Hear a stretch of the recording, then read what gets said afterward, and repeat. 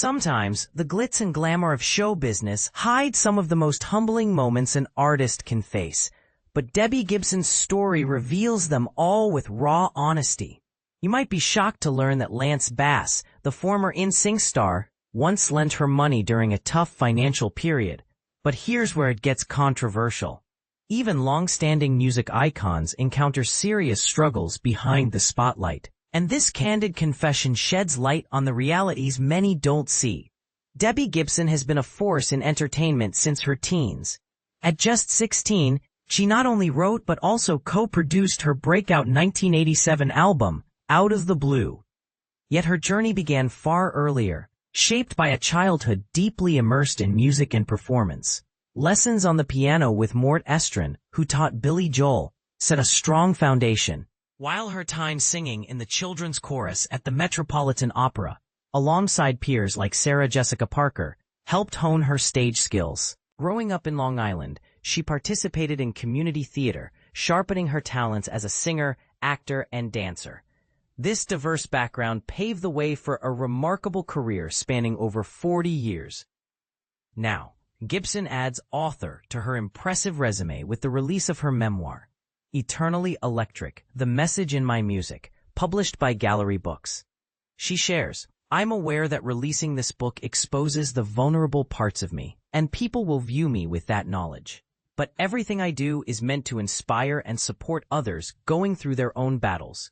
Gibson's 1980s era included chart-topping hits like Shake Your Love, Electric Youth, and Lost in Your Eyes, songs that became staples at high school dances and proms. These early successes were under the watchful eye of her mother and manager, Diane Gibson, who guided her through the ups and downs. Her memoir unveils more than just the glamour. It openly discusses financial hardships, health battles, and a complicated mother-daughter relationship culminating in Diane's death in 2022. Speaking from her home in Summerlin, a suburb of Las Vegas, the lively 55-year-old described her memoir as super candid but not salacious, aiming to offer sincere insight rather than sensationalism. When asked why she chose this moment to write a memoir, Gibson explains that it felt like the perfect time to share her story while still in the midst of her journey. "Initially, I thought I'd wait until my 70s to write a memoir, but now feels like the definitive second act of my life," she says. "It's this ongoing chapter I love, and I want readers to understand that growing through challenges is possible." One of the most eye-opening parts of her story is the financial struggle that led her to borrow money from Lance Bass. "I lived a big life, big house, big studio, without fully considering if it was sustainable," she admits. "When it came down to it, I just couldn't maintain that lifestyle, but the era was definitely fun while it lasted."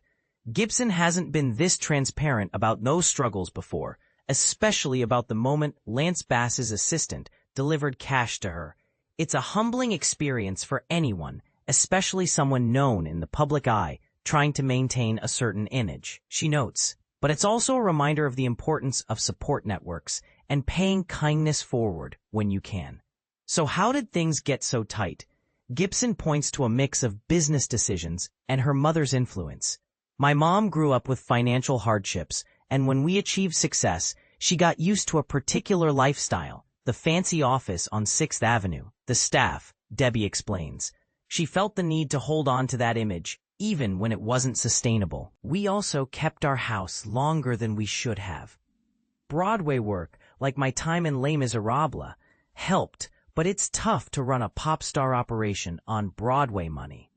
Her health story is another deeply personal thread in the memoir. Diagnosed with Lyme disease after years of uncertainty and misdiagnosis, she shares both the frustrations and her current outlook. "I feel great, actually. Even on my worst day, I usually feel better than most.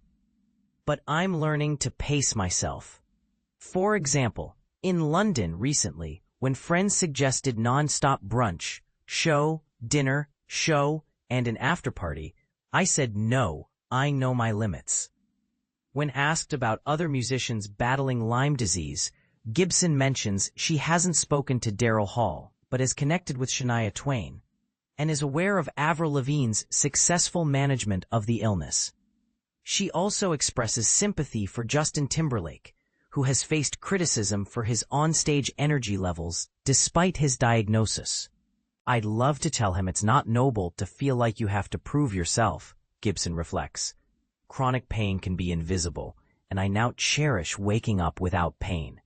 One of the most emotional parts of her book involves her relationship with her mother, Diane. They were close until Debbie felt the need to divorce her, a decision she discusses openly. Diane's death, due to complications from an aesthetic procedure, was a heavy blow. Our fans might have wondered how a seemingly healthy woman in her early 70s suddenly declined, Gibson says. After a family discussion, everyone agreed to be transparent about it, hoping the story might help others. While everyone should make their own aesthetic choices, it's crucial to be informed. She acknowledges the complexities of a mother-daughter relationship further complicated by business ties. "I sometimes wonder, if Mom were still alive, how it would have affected this book. I was honest and candid, maybe in ways she wouldn't have liked, but I wasn't disrespectful." Debbie Gibson's memoir isn't just a star's life story. It's a testament to resilience, transparency, and growth. It challenges the polished image often expected in showbiz and invites us all to consider the power of honesty, support, and self-care. What do you think about celebrities sharing such vulnerable moments? Does it humanize them or risk tarnishing their iconic status? Share your thoughts below. Let's get the conversation started.